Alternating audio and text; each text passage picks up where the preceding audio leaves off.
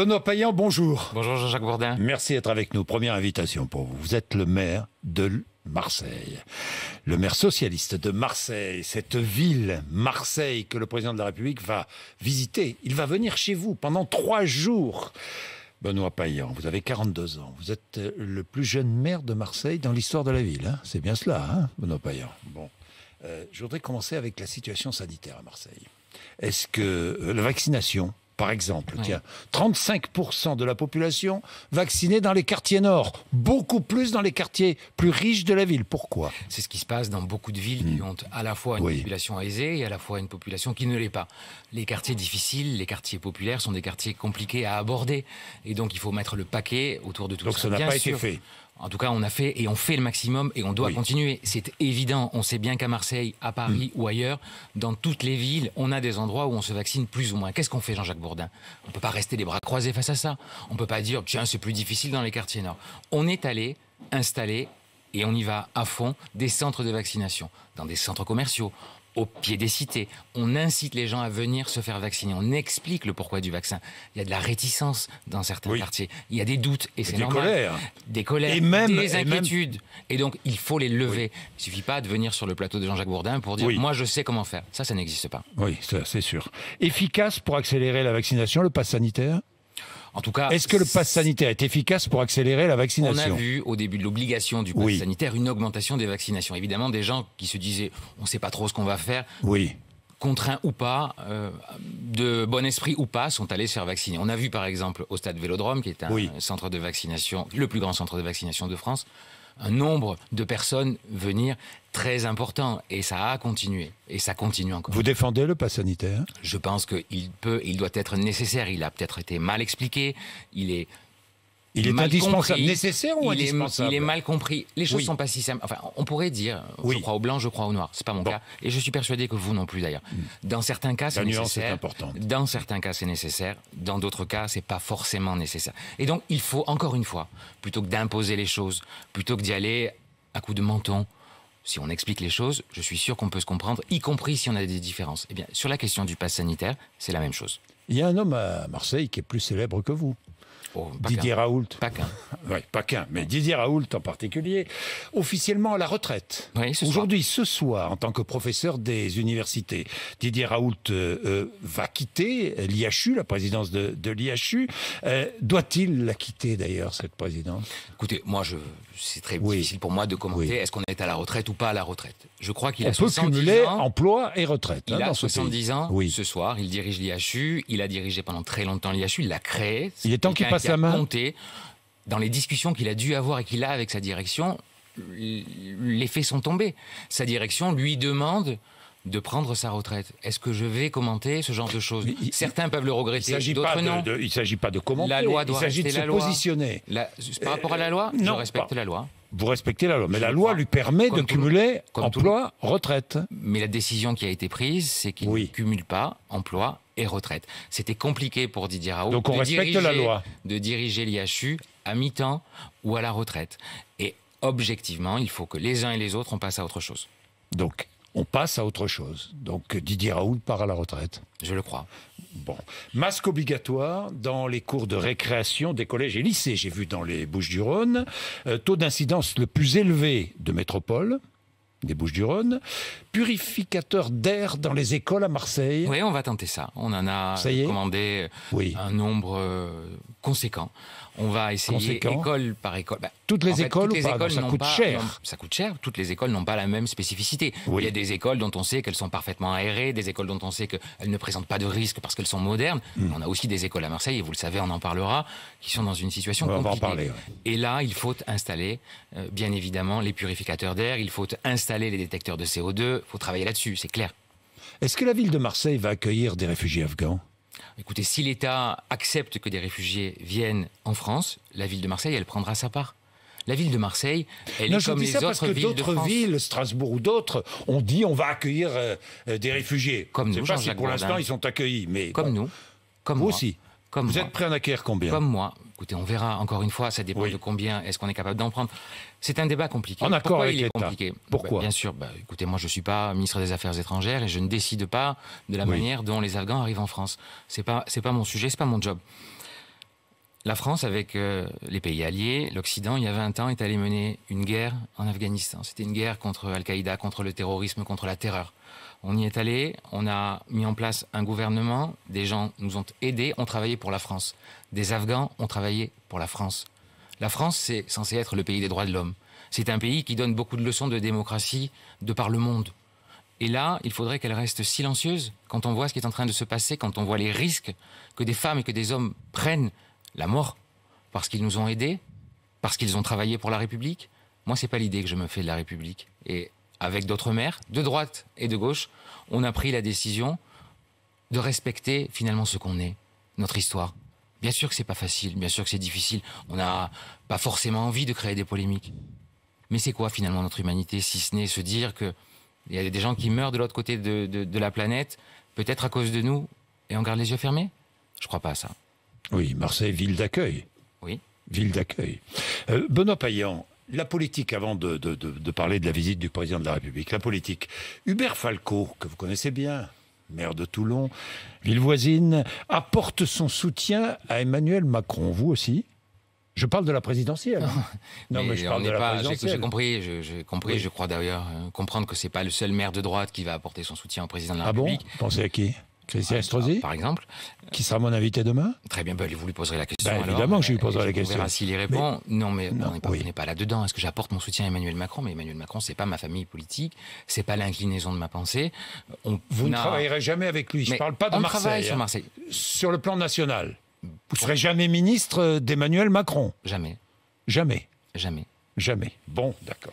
Vous avez choisi cette donc. question ne peut pas se vous poser. avez choisi Anne Hidalgo pour la Cette présidentielle. question ne peut pas se poser. En fait, moi, pour l'instant, je suis à Marseille. On va s'occuper de Marseille. Oui. Je comprends Non, mais qu'on d'accord, est sur RMC. Il n'y a pas que les Marseillais qui nous écoutent. Non. Je suis pas sûr que les Non, il y gens a à des Strasbourg Parisiens soient aussi. très, très, très intéressés Oui. par savoir ce que je vais faire à l'élection présidentielle. Non, si, c'est intéressant. On va travailler pour Marseille, si vous le voulez bien. Ça fait Non, 6 mais mois que je suis ici. Je suis d'accord, Benoît Et Payan, je mais c'est comprends, intéressant. C'est intéressant. Mais pour vous, Non. pour vous, et Mais c'est normal. Pour les Marseillais Et aussi. c'est naturel. Mais quand Un le moment rapprochement viendra. Paris-Marseille, c'est formidable. Mais ça, non on sait se tenir la Benoît main. Payan. On sait se tenir la main. Il Oui, n'y a pas de oui, sujet. oui, non, mais d'accord. Mais enfin, Anne Hidalgo, bonne candidate, elle va être. Mais si elle est candidate, Mais elle va être évidemment. candidate. Enfin, Eh bien, bon, on lui arrêtons. posera la question, on verra. À ce Vous la moment-là. suivrez? On verra à ce moment-là. Il n'y a pas de raison, de toute façon, que je Le change maire d'avis de en cours de route. Marseille Je qui n'ai se range jamais, derrière le maire de Paris, c'est je formidable. n'ai jamais varié dans mes convictions et je ne le ferai pas, Jean-Jacques Bourdin, la semaine prochaine, le mois prochain ou l'année prochaine. Bon. Un mot de foot. Nice-OM, match à rejouer à huis clos probablement. C'est Ah, la il faut bonne le rejouer. C'est la bonne décision. Ouais, c'était C'est pas pris, ridicule, mais c'est la c'était- décision qui se décide. Elle était un peu honteuse, cette décision de faire reprendre le match dans des conditions improbables pour les joueurs, dans des Oui. conditions inacceptables, donc il faut le rejouer. Il faut le rejouer. Bien. Emmanuel Macron à Marseille, 3 jours donc. 3 jours avec 3 sujets forts, l'éducation, la rénovation urbaine, les transports et puis la sécurité. Je vais commencer avec l'éducation. Oui. Pourquoi? Parce qu'à Marseille, il y a beaucoup d'écoles qui sont dans une situation catastrophique. Je parle des locaux. Des locaux de ces écoles. C'est ça. Délabrés. Vous ne vous trompez pas. Délabrés. On dit que le président de la République arrive avec en poche 1,2 milliard d'euros pour rénover les écoles marseillaises. Je ne crois pas que ce soit ce chiffre. Pas ce Ce chiffre-là. serait bien, Bon. j'en serais ravi. Oui. Pour l'instant, on n'en sait rien. Le plan, Oui. pour commencer à rénover les écoles à Marseille, pour s'attaquer aux durs et aux écoles Oui. les plus inacceptables, c'est 1,2 milliard d'euros. 1,2 milliard d'euros. Toute la question est de savoir quelle va être la part de l'État. Nous, Ville de Marseille, on prendra notre part. Ça veut là-dessus. dire que vous Plus allez la part de engager l'État. 1,2 milliard Absolument. d'euros. Et c'est nécessaire. État et ville Et c'est ensemble. nécessaire. Oui. Et il faut État le et ville faire. ensemble. Et il faut le Ce faire. qui met en colère certains élus, vous le savez bien. Hein. Qui ça? Certains élus qui sont en colère. Pourquoi? En disant mais l'État va avoir droit de regard sur le fonctionnement des écoles marseillaises. Mais quand on fait un partenariat, quand on oui. est capable de discuter, on est capable de trouver des compromis. Certains préfèrent un s'agit partenariat avec le privé. Il ne s'agit pas... Oui, mais enfin c'est illégal et vous avez dû suivre l'actualité marseillaise. exactement. Moi, je préfère un partenariat public-public qu'un partenariat public-privé. Je crois que les écoles ne peuvent pas être dans les mains de grands promoteurs ou de grands constructeurs. Je crois qu'on doit garder la main là-dessus. Et l'État et la ville de Marseille, ensemble, doivent redonner de la dignité aux écoles marseillaises. À l'école, on apprend à devenir une femme ou un homme. À l'école, on apprend à se grandir et à s'émanciper. Les petits Marseillais, ils n'ont pas cette chance, pour beaucoup d'entre eux. Les écoles, elles sont dans un état indigne. Il y a des écoles où il pleut, où il y a des rats, où dans les infirmeries, il y a de l'amiante. Vous entendez ce que je vous dis? De l'amiante, vous pensez je que sais. c'est acceptable? Oui. Vous pensez que c'est supportable? Et donc, on ne pouvait pas rester les bras croisés. Moi, quand, avec cette majorité, on s'est mis au travail et qu'on a évidemment vu la situation financière corrélée à la situation des écoles, on s'est dit, on a un vrai sujet. Et j'ai fait le choix d'aller voir le chef de l'État. Il n'y avait pas de raison de lui masquer la situation. Il n'y avait pas de raison de maquiller la situation. On peut être très fier d'être Marseillais, on l'est. J'ai pas de sujet. Mais il y a une vérité. Cette ville, elle n'est pas moins française que les autres. Cette ville, elle doit compter pour le pays. Cette ville, elle a pris sa part dans l'histoire du pays. Tout au long du XXe siècle, elle a pris sa part dans les difficultés du pays. Oui. Elle doit représenter un avenir pour le pays. Ce pays, il a besoin d'avoir une grande capitale du Sud. Cette grande capitale, c'est Marseille. Mais pour ce faire, elle doit s'en donner les moyens. Et on commence par quoi? Par l'essentiel. Par le cœur nucléaire de ma responsabilité, les écoles, les enfants. C'est là qu'on devient quelqu'un d'autre, qu'on s'améliore, tous. Quand je regardais les écoles, j'avais honte. Et c'est normal, j'avais honte. On dit qu'il y a donc, au moins 300 écoles à rénover dans la ville de Marseille. Peut-être pas 300, mais presque 300. Et presque 300. Énorme, il y a quasiment 500 donc, écoles. 1,2 milliard. Ça suffit pas pour 300 écoles. On est d'accord, 1,2 milliard, la ville première tranche. Et État. Ouais. Bon, pour la rénovation des écoles. Oui. Ça, c'est le premier gros chantier. Oui. Premier gros chantier qui va peut-être permettre aussi de lutter indirectement contre les trafics dans les quartiers nord de la ville. D'abord, on parlera de la situation. L'éducation. On parlera de la situation, Oui, bien évidemment. on va en on parler, sait que ça compte. On sait que l'éducation, c'est un moment et un élément essentiel. Ça va compter pour ces questions-là. Et puis, c'est aussi quelque chose qui va nous permettre de faire travailler les entreprises marseillaises. Ça va être le plus grand chantier local du pays. Ça va être la plus grande opération de rénovation foncière du pays. Ça va permettre de créer des milliers d'emplois. Vous entendez le chiffre. Ça va permettre de remplir les carnets de commandes des entreprises marseillaises pour les 5 ans qui viennent. Donc, c'est une opération qui va apporter une dynamique à la ville.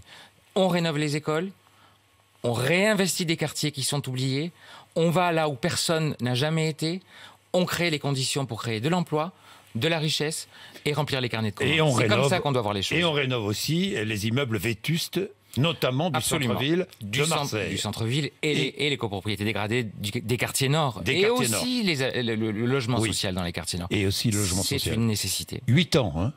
8 ans à Marseille pour obtenir un logement social. 8 ans d'attente aujourd'hui. Il en manque des logements sociaux. Et d'ailleurs, moi, je demande depuis le début la possibilité de créer plus de logements sociaux à Marseille, d'installer du logement accessible dans beaucoup d'autres quartiers de la ville, pas de concentrer la misère au même endroit. Il y a un vrai problème. Il y a un problème, pourquoi, Jean-Jacques Bourdin?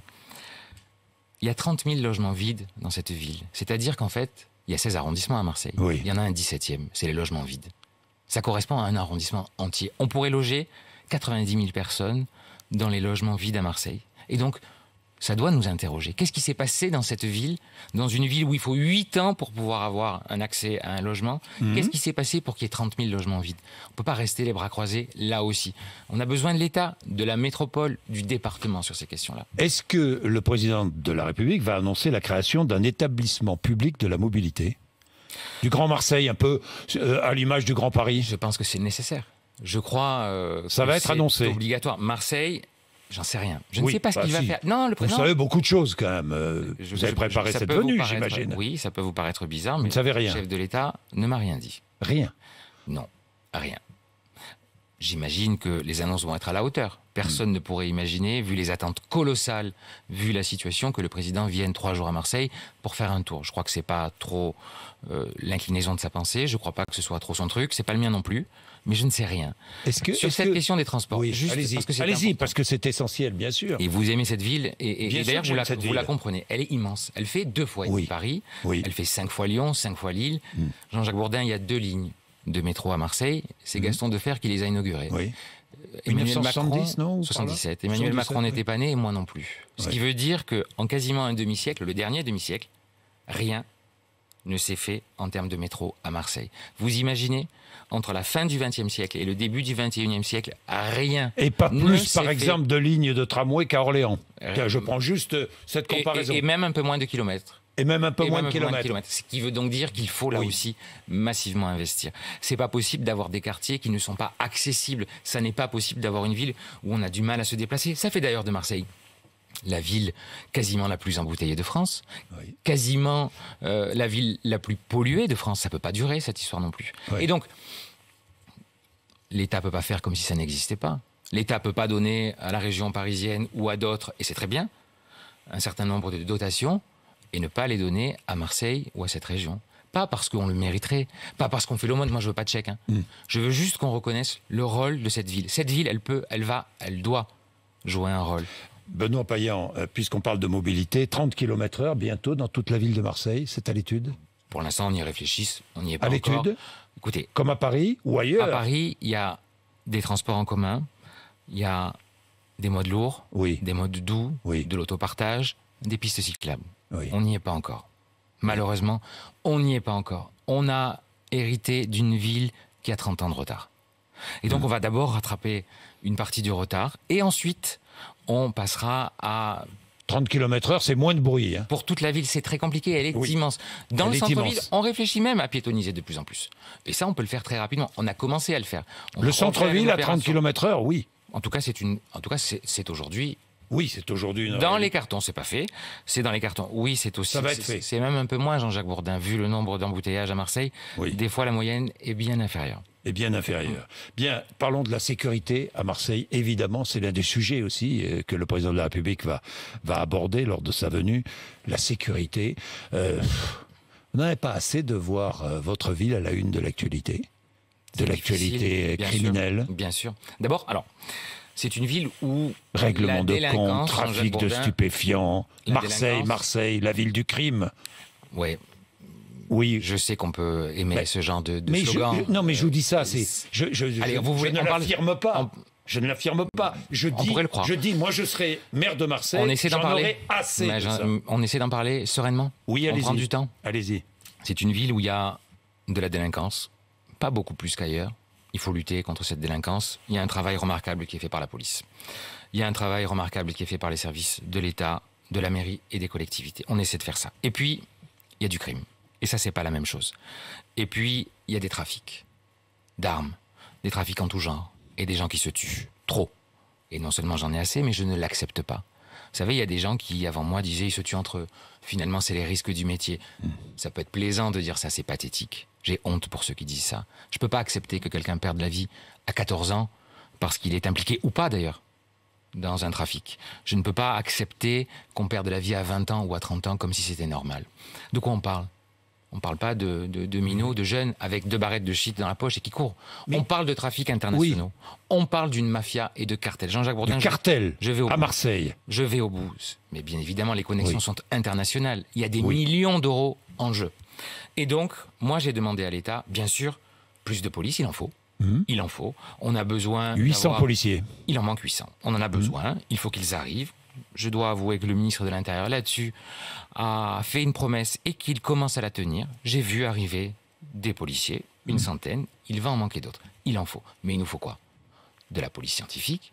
Il nous faut de la police financière et de la police judiciaire. Encore une fois, il ne s'agit pas simplement, même s'il faut le faire, que de courir derrière des petits qui ont des barrettes de shit. Il faut relever et il faut aller là où il y a de l'argent blanchi, là où il y a de l'argent sale, dans les écrans de fumée. Puis il nous faut, Jean-Jacques Bourdin, des magistrats. Oui. Ça ne marche pas de s'attaquer. Ça ne marche pas de s'attaquer à des cartels, à une mafia internationale, avec des policiers en tenue, même s'il en faut. Sur la GIRS, c'est-à-dire la GIRS, c'est la juridiction spécialisée, qui va de Bastia à Nice, de Nice à Perpignan. Il y a 8 procureurs, 8 juges d'instruction pour 10 millions d'habitants. Vous pensez que ça suffit ? Vous pensez qu'on peut faire la République, respecter les lois sans magistrat ? Vous pensez que ça suffit ? C'est ce que vous allez dire au président de la République. C'est ce que vous allez Je lui ai demander au déjà président dit. de la République. Et je Vous lui avez dit. redirai. Et vous lui je redirez. lui redirai. Mais- Il faut quelque chose de global pour lutter contre ce crime organisé. C'est pas, on n'est pas dans des voies de fait, on n'est pas dans de la petite délinquance. Il faut lutter contre. Ça emmerde tout le monde, ça ennuie tout le monde, c'est insupportable, je l'accepte pas. Mais les gens qui se tuent, c'est pas la même histoire. On a affaire à des cartels, à des mafias. Benoît Payan, Emmanuel Macron va venir. Emmanuel Macron parle souvent de Marseille.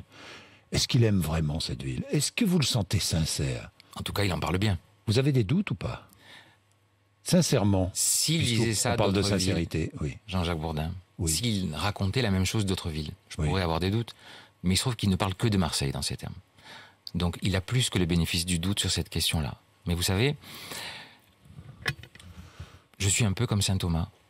Je ne crois que ce que je vois. Mais vous êtes prêt pour le rejoindre, hein, presque. Je ne le crois pas, non. Non ? Bon, d'accord. Merci Benoît Payan, il est 8h54, vous êtes sur RMC.